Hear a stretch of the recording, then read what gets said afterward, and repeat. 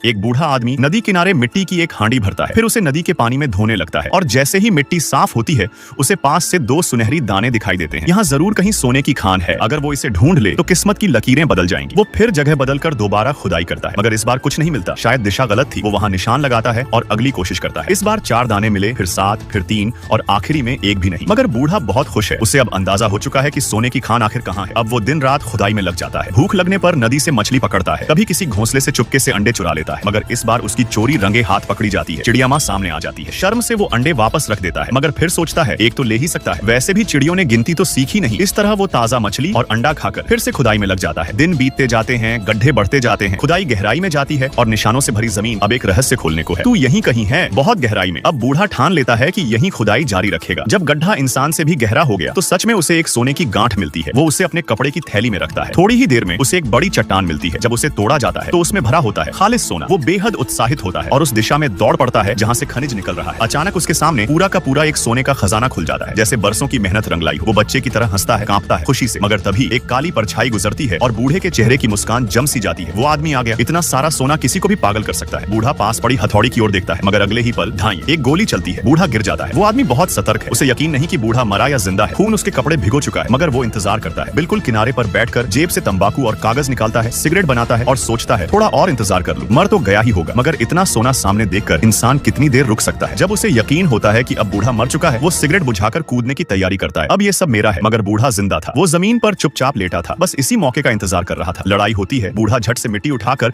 उस आदमी के मुंह पर फेंकता है और हाथ से उसकी बंदूक छीनकर ढाई एक ही गोली में उसे मार गिराता है। बूढ़ा दर्द से कराहता हुआ गड्ढे से बाहर निकलता है। किस्मत अच्छी थी, गोली उसके आर पार तो गई मगर जानलेवा साबित नहीं हुई। नदी किनारे कुछ दिन आराम करने के बाद उसकी हालत सुधरने लगती है। वो उस आदमी की लाश को उसी गड्ढे में डाल देता है। ये गड्ढा ही तेरी कब्र बनेगा। फिर 2 बोरे सोना अपने गधे पर लादता है। घर की याद में गुनगुनाते हुए हमेशा के लिए उस घाटी को छोड़ देता है और सोने की घाटी फिर से शांत हो जाती है। मछलियां मस्ती से तैरती हैं, तितलियां उड़ती हैं, हिरण चरते हैं और शायद बहुत जल्द यहाँ फिर कोई नई कहानी जन्म लेगी।